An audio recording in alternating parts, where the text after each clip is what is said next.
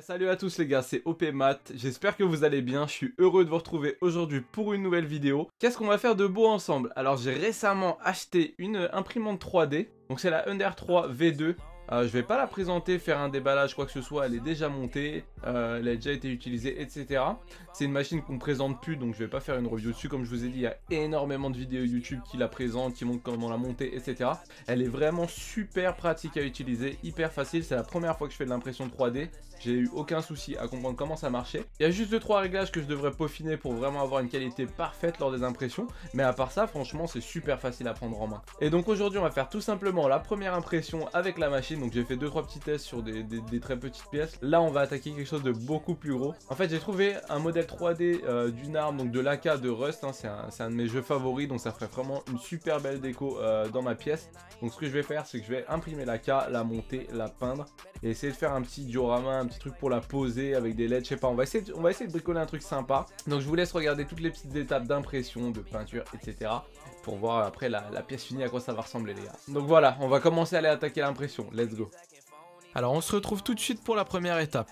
Une fois que j'ai téléchargé le fichier de l'AK avec les différentes parties en 3D à imprimer, je les ai directement en fait rentrés dans le logiciel qui est fourni avec la Ender 3. Le logiciel il s'appelle Creality Slicer et en fait il va permettre de pouvoir intégrer directement les fichiers STL, donc les fichiers 3D de base quand vous les téléchargez c'est du STL, et ça va permettre en fait de les transformer en fichiers G-code qui pourront être lus par l'imprimante 3D et du coup pouvoir imprimer toutes ces parties là. J'ai ensuite commencé les impressions et vous allez voir que j'ai eu quelques petits soucis malheureusement. En fait voilà, ça c'est les 3 premières pièces que j'ai imprimées, donc j'étais pas en train de filmer. Et en fait ce qui se passait c'est que toute la partie du bas qui reposait sur le plateau, elle avait de gros défauts. Ça c'est un problème courant quand la machine n'est pas réglée, parce qu'il faut vraiment la régler au millimètre près pour avoir vraiment la meilleure qualité possible. Et comme c'était mes premières impressions, j'ai eu quelques petits soucis sur certaines pièces. Malheureusement la poignée c'est elle qui a pris le plus cher et c'est vraiment la chose qu'on va voir une fois là qu'a fini, vous allez voir, ça qui était un peu dommage, mais la plupart des autres pièces ont réussi à être potables. Voilà le résultat après quelques jours d'impression, parce que c'est vraiment très long. L'AK est enfin complète. J'ai ensuite coupé avec une pince tous les petits restes de plastique, les petits fils qui restaient de l'impression qui faisaient un peu dégueu, donc j'ai tout viré. Et ensuite j'ai mis un léger coup de ponçage sur toutes les pièces pour que la peinture vienne vraiment accrocher. Je sais qu'il y a pas mal de gens qui utilisent une espèce de sous-couche, mais bon moi c'est ma première impression 3D, j'avais pas envie de me prendre trop la tête, donc je suis parti en mode YOLO, j'ai juste poncé et puis let's go. Après m'être bien remémoré les couleurs de l'AK grâce à l'image qui était fournie avec les impressions, j'ai directement peint les plus grosses pièces. Donc la plupart de l'arme en question elle est en noir et en gris, donc j'avais la chance d'avoir des bombes de noir et de gris qui traînaient par là, donc j'ai réussi à peindre à la bombe la plupart des grosses pièces. Mais pour tout ce qui est petites pièces où j'avais pas forcément des bombes de chaque couleur, le rouge, le bleu, enfin bref toutes les couleurs, même les couleurs bois, j'ai en fait acheté un petit pack. Ça c'est un pack qui permet normalement de peindre tout ce qui est figurines, vous savez, les choses comme ça. Soit imprimé en 3D ou directement acheté, donc c'est vraiment cool. Par contre c'était un mini pinceau, j'ai mis assez longtemps à peindre, mais ça m'a quand même bien rendu service.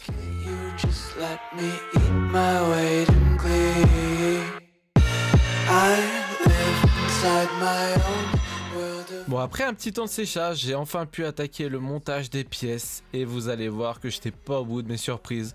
L'impression 3D c'est vraiment cool, mais niveau précision, peut-être que c'est moi avec les réglages, c'était pas ça. La plupart des choses ne s'emboîtaient pas correctement, j'étais obligé de les tailler au cutter ou alors ça cassait. J'ai eu beaucoup de problèmes pour la monter. Il y a certaines petites pièces que j'ai même pas pu mettre sur la cave, vous allez voir. C'était vraiment compliqué, mais après je pense vraiment ça venait de mes réglages aussi. Mais vraiment ouais, j'en ai su, on peut dire, pour réussir à la monter entièrement.